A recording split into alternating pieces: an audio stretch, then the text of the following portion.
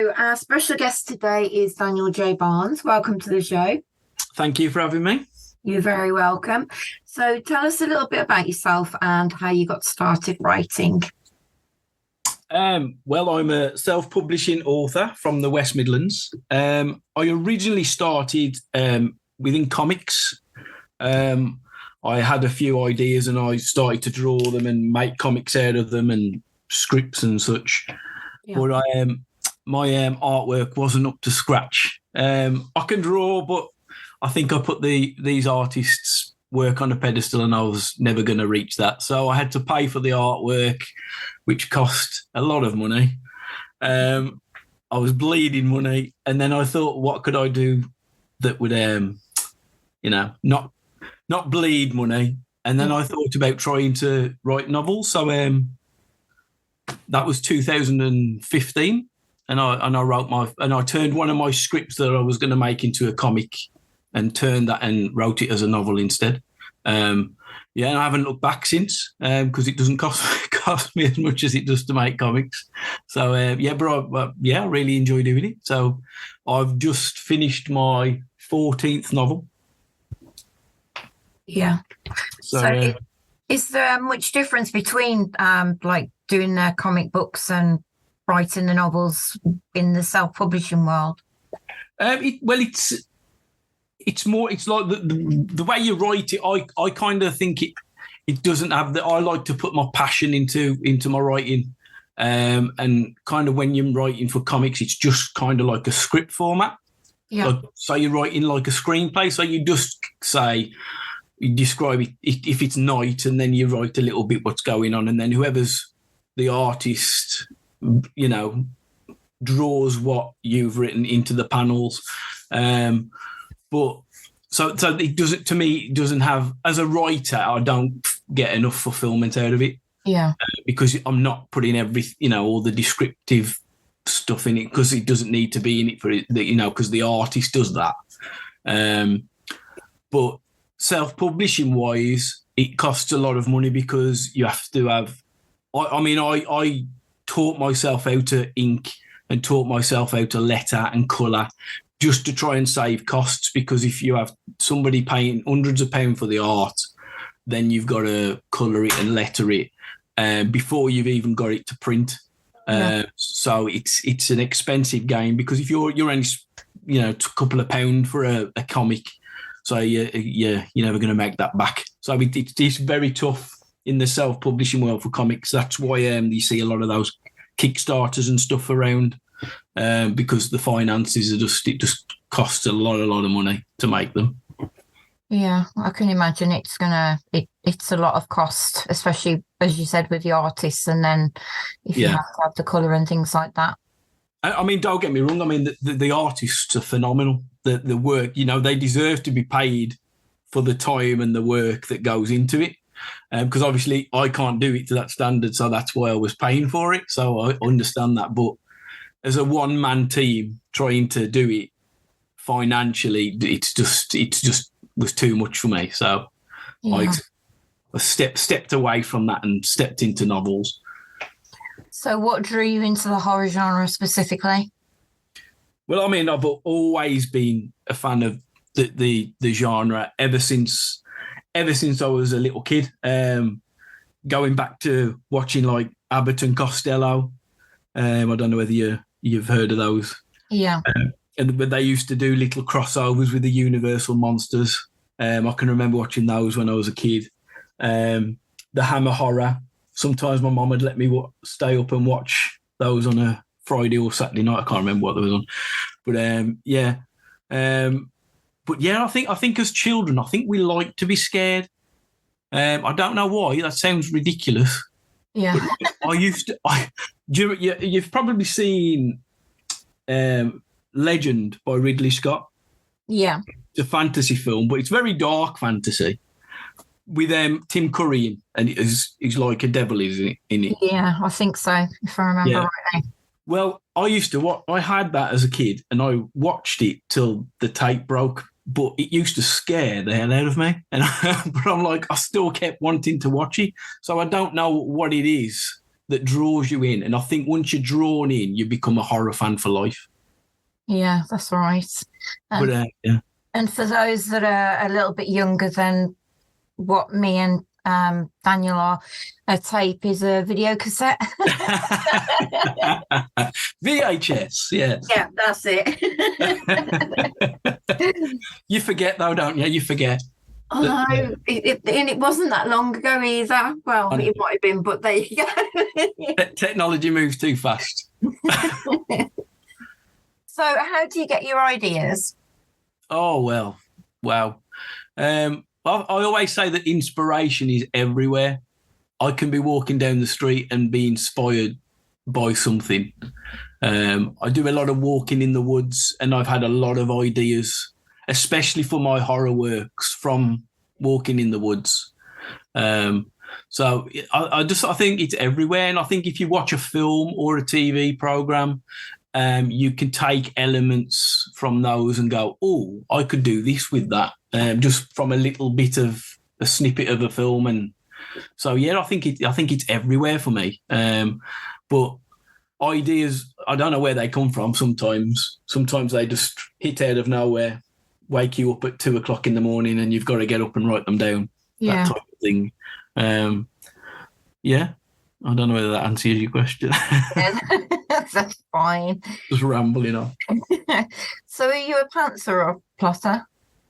I do plot, yeah. I've got a specific way of working, but that you know, I always say there's no right and wrong when you're planning. It's what works best for you. I've tried different aspects of how to work. For the one I'm working on at the moment, I was struggling. I wrote it all down how I wanted it, but something wasn't clicking, you know, when something's just not right. Yeah. So I tried a new way of doing things. I got a lot of Post-it notes, and I wrote on each Post-it note parts of the story. And then I can put them all out in front of me and move them around to fit. And that worked wonders for me this time. So that's a new thing that I've tried this time, and that worked for me. Because you write it all out in a book or a notepad, and if you come to think of something else, you got to slot it in. And whereas when I was moving them, it's like a jigsaw puzzle, I suppose. When you move the pieces around to fit how you want them to fit, and that worked for me.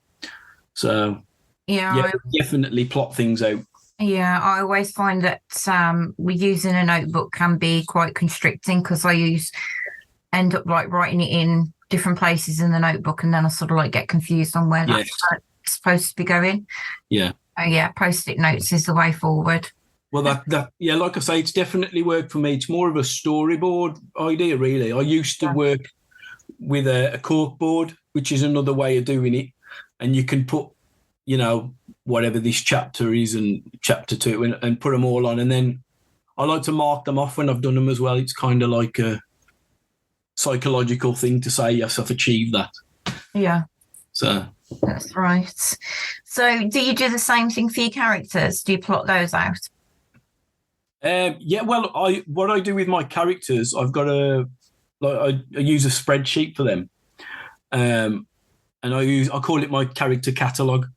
And it's got all their, you know, statistics and information that I need in case I need to revert back. And because you have so many characters, and it's like, oh, I can't remember what this character, you know, his trait is or whatever, and then you can jump back and have a look at that. So that's really effective for me. It's got, I mean, I've got it up on my screen now.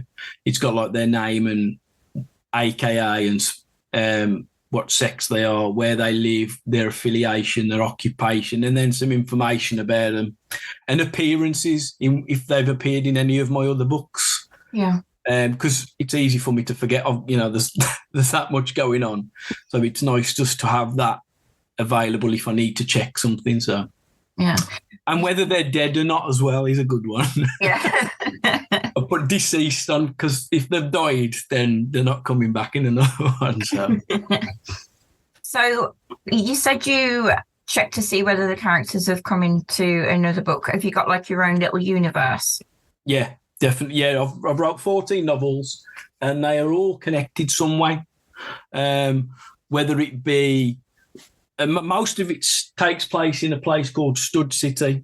I do my own maps and stuff as well. I'm really like anal about stuff like this. But Yeah. I've got like, there's Maple Falls, which is Maple Falls Massacre, which was one of the horror stories I did, and that's farther up north to where my map is, where most things take place. So it's all connected, and there's characters that will pop into other books, into other stories, or something will be referenced just to keep the whole universe together. And I like dropping these little Easter eggs in for my readers that read the work. Like, so That's fantastic. So do you have like a theme or a message that sort of like appears in your book? I'll tell you what, a lot of things that I've noticed that appear in my book is mental health, and dealing with, like, because everybody deals with something, I believe. In this day and age, it's better, I think, because it's more open for people to talk about it. Whether it be anxiety. I dealt with anxiety a few years ago, and really bad, and paranoia, and I wrote, and I put this in my books as a message, but I put it on my characters so they kind of deal with it instead of me, if that makes sense. Yeah, it does. But one breakthrough one for me was a book I wrote called Fear Trigger, and it's a psychological ghost story, but it does deal with mental health. It's about a guy going back to the house of where he grew up. His granddad's died, and the house has been left to him, so he's got to go and sort the estate out. And he's escaped for a reason. He's gone back into this house, and it's ghosts in bunny ears, because a lot of it is all mental health. It's fears from his past that he's got to deal with. And the message in that is like to face your fears and not lock them away. So that's what that really helped me personally, because a lot of the fears within it was my own fears, even fears from when I was a kid. Stuff like I'm not very good at swimming, so if I can't feel the bottom, I panic. So there's a fear of like that within it, in one of like little stories of the ghosts. Yeah. And there's that. I've kind of got a fear. No, I wouldn't say it's a fear, but of horses. Because, and I know when, and I can think back to when it happened, like you have a trigger. Obviously, that's what you call fear trigger. And I remember there was a horse loose when I was a child, me and my mum, and it ran us up the street. So ever since then, I've been a bit cautious around horses. Yeah. So things like that. There's a lot of personal stuff in my books, but I think writing about it really does like help you mentally. Yeah, a lot of authors have said the same thing, and it's mentioned near enough on every interview that I've done, that some of the authors do use it as a kind of therapy to try and help themselves get over past things. Yeah. Well, that was the thing for Fear Trigger. It was therapy for me, but hoping that it can help other people as well. Yeah. So when they read it, I've actually, I know somebody, I'm obviously not going to mention any names, but he was at a very, very low point, and he was considering doing, silly things. And I sent him this book. And he messaged me the other day, and he says, like, he's in a different place now. And he says that the book did help him to get past, that dark place. And if you can do something like that, that's, it's amazing. Yeah, it is amazing. So what do you find hard to write about horror? That's a tough question, really. I don't really know. It's like, a lot of people do suffer from like writer's block and stuff, but touch wood. That's me touching wood. I never really have it. So it's kind of like I've got all these stories in my head, and a lot of them I've had a long time. So they're just there, ready to be written. So they just kind of flow out when I'm writing. I don't really, struggle to get it out, if that makes sense. Yeah. So I don't know what the hardest part. I mean, the hardest part of writing is finding the time to write it. That's the hardest part. But that's time, and you can't change that. So you have to time management. But yeah, I don't really know what the hardest part is. Because I think when you're enjoying it, when you enjoy doing what you're doing, and I enjoy writing, and especially the macabre and horror, they're the most fun to write. So I don't find it difficult.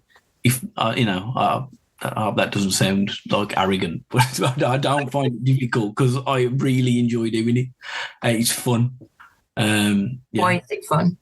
It just is. I don't know. It's like I said to you earlier about watching scary stuff when you're a kid and going back for more and more. But I don't know why we did it. But like I say, we're horror fan for life after that, and then you kind of like that stuff. I don't know what it is.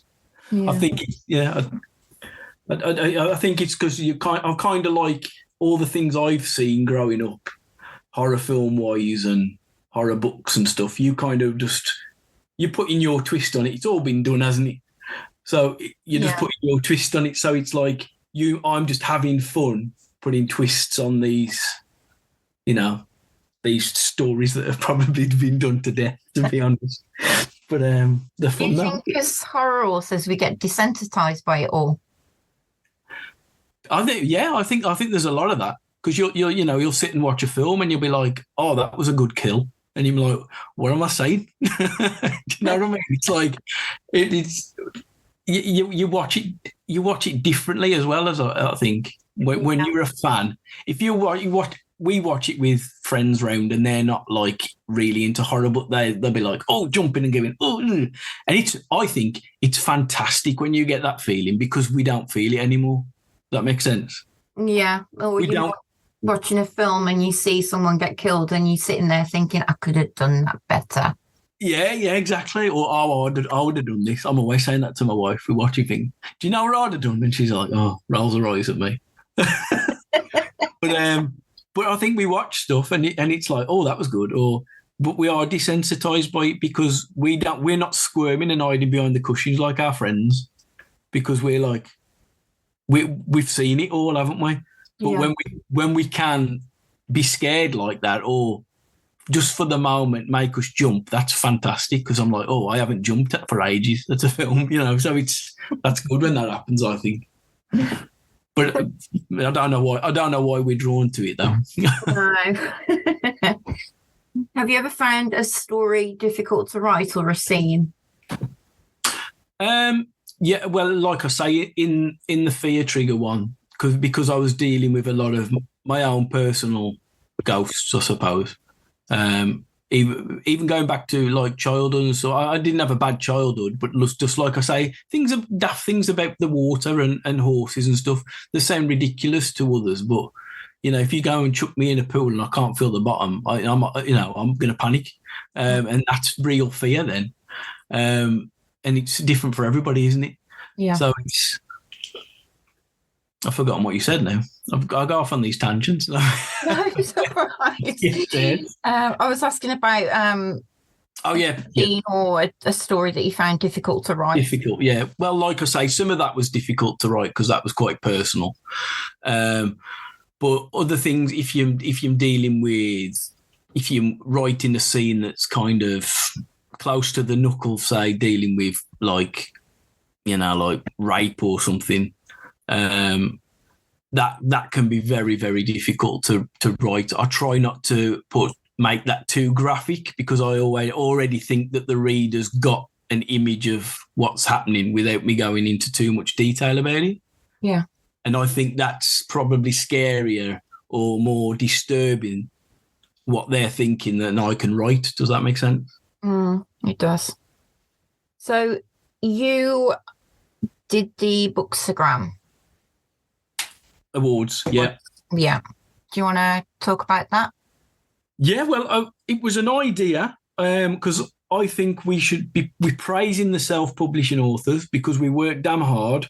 It's a hard slog. Some days are really hard, but we dust ourselves up and we keep going. And if you love doing it, then I think people should be shouting it from the rafters, and we should be honouring these people who work hard by giving them a bit of recognition. That's all it was. And I put this post out about recognition, about doing these Bookstagram, and I thought, wouldn't it be great to do an awards for the Bookstagram community? And everybody went, oh yeah, that's a great idea. And then everybody went tumbleweeds. And I'm like, nobody's going to do this, so I'll do it. And within about 2 weeks of saying I'm going to do it, I'd started it. Yeah.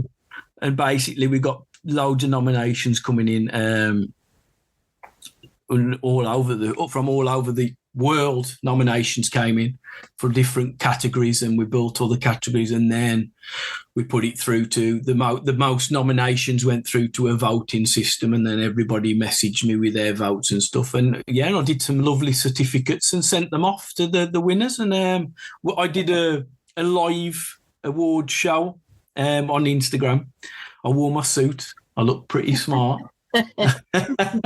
And yeah, and I'd got all the certificates and awards ready, so I could. Sorry, my phone just beeped again. And I did that live, and everybody was watching and stuff, and it was great. It was lovely. It was great community feel, and everybody seemed to love the award. So we're going to do it again next year as well, obviously. But I did say that I wasn't going to be involved in it, so nobody could nominate me and stuff, because that wouldn't be fair, because that's dodgy, innit? Guy organising some awards. Oh, he's won 3. Yeah, I bet he has. So I was like, I didn't want to be in part of it. It's just nice that other people have been recognised for it. So, yeah. That's brilliant. I did see Instagram posts about it and on Facebook as well. So it sort of like reached quite far and wide, like you said, all across the world. Yeah, so I mean, hopefully next year when we do it, it'll be even bigger. So, yeah, watch this space with it. Yeah. Okay, so have you had any memorable pieces of feedback from the readers about your works? Well, I do have a really close-knit community, and they're all actually local people that I've met along my journey. Who buy my work and read my work and love my work. I'm actually doing a live Sunday with Amy, and Amy does my editing for me. But she came on board as just a reader. She loved the first novel I put out called Monster Home. And she's like my biggest fan. And I always joke with her saying it's like Misery. She's like Annie Wilkes. But I'm doing a live with her. She's going to ask me some questions for a change on Sunday. But yeah, with that community, that they're so passionate about everything I put out. I think that's the most rewarding thing, really. We even get together, like we have go out and have breakfast meetings and stuff at a local cafe and such, and talk about the books, and they'll ask me what I'm writing now, and and I try to give them bits without giving them too much, Yeah. But that's the most fantastic thing to me, just to have that small. I could be selling thousands of books, which I'm not. I could be selling hundreds of books, which I'm probably not. But just to sell it, just to write the books for that community, just for those guys, because I know how much they love them. Yeah, that's the world. Yeah, you managed to get people together in the UK. Yeah. Books. About books, yeah. To be honest, it is growing. Like you watch on the Bookstagram community, it's really growing, especially with in the UK. There's a nice shop that's opened up in Worcester that I need to get down to. Script Haven, it's called. And they're doing a lot of community stuff and having people coming in reading bits of their books, and they're selling self-publishing authors' books in there as well. That's what we need more of, really. But it is growing. It's like I said to you before we actually started recording, there isn't many of the. It's like I saw one on Facebook today. Is it Scare Book Fest or something like that? Yeah. And that's in the US. We don't have many of those over here that I've seen anyway myself. I know they do. I think there's one in Birmingham and there's one in Nottingham. Yeah. But there's no like little things like that. Yeah, we need to get more like events and stuff up for the genre, because obviously there's a market for it. And it annoys me when, the publishers say that there's not a market for horror. And I would disagree and say that it's probably the biggest market. Yeah. Because you look at the films that come out, there's the huge market. Look at most of the stuff that Stephen King does is, in that genre, the macabre and horror element. And he's one of the biggest in the world because people love that type of books. When I did the Bookstragram Awards, the most nominations for authors or works came through the horror genre. I think there's a huge want for it. It's not given that it's just desserts, I don't think. Yeah. It's like on Facebook, you see a different events posted near enough every single day. But over here, there's hardly anything. You need to do one then, Crystal. Oh, God, I've got enough to do. I know that feeling. Just don't put the ideas into my head because it just plays on my mind. Yeah, that's going to bug me now. So, well, if it's niggling at you, then you've got to do it. Yeah, unfortunately for me. Finding the time. Yeah, definitely. So are you working on any exciting projects at the moment? I've just finished a children's book, which obviously it's not horror. So it's one we've done with my family. And I'm currently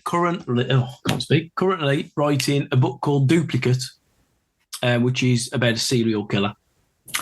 It's kind of like I can know where I had the idea for this one from was, and it was watching the new Halloween films because I'm a big fan of the Halloween films, and I wanted it to go a specific way, and it hasn't.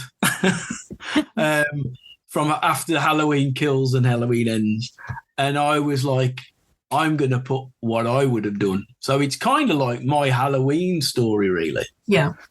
On what I would have done.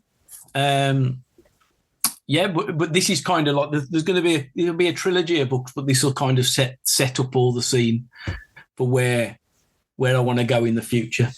I don't know whether you're a fan of the Halloween films or not, but yeah, I do like them. I always thought they dropped the ball after Halloween 4 because I really think they should have gone with Jamie Lloyd being the killer, Daniel Harris. Mm-hmm. I even hear rumours that they're going to, where they're doing all these multiverse films, where they're going to do a film series based off that. I've heard people rumour it. I don't know whether it's true, but with Danielle Harris as the killer, which that's what I would have done, and gone that way. And I've also heard they're going to do something with Halloween Season of the Witch as well, a follow-on from that. Yeah, but so basically, Duplicate is. I can tell you the idea for it if you want. It's entirely up to you. As long as it's not a spoiler, really. Nobody's listening, just me and you, isn't it? No. But the idea is there's twin brothers, and the one twin is a serial killer and he's been locked up for 30 years, and the other one has gone on with his life and had a nice little family in the suburbs and stuff, and he doesn't mention this serial killer twin brother he's got, because why would you? Well, he gets out, he escaped, of course he does, because horror. Yeah. And there's a big melee, and during the melee they end up taking the wrong twin brother back, and the serial killer brother kind of worms his way into the family and lives as his brother with the family, with his brother's wife and the children and stuff. and then start up his old ways again. Sounds intriguing. That's called Duplicate. So that's that's what I'm working on at the moment. Fantastic. So where can the listeners find your books? They are on Amazon, like everybody's, no doubt. But I've also got it's called Selfie, a selfie website where you can buy my books, or they can buy them direct from me. All my information for Amazon and Selfie is on my Instagram or Facebook account. So, okay. And that's at DJB Writer. You can find me on. That's brilliant. Thank you. Well, it's been a pleasure having you on the show, Daniel. So thank you very much for coming on. No, thank you for having me. It's been lovely. You're very welcome.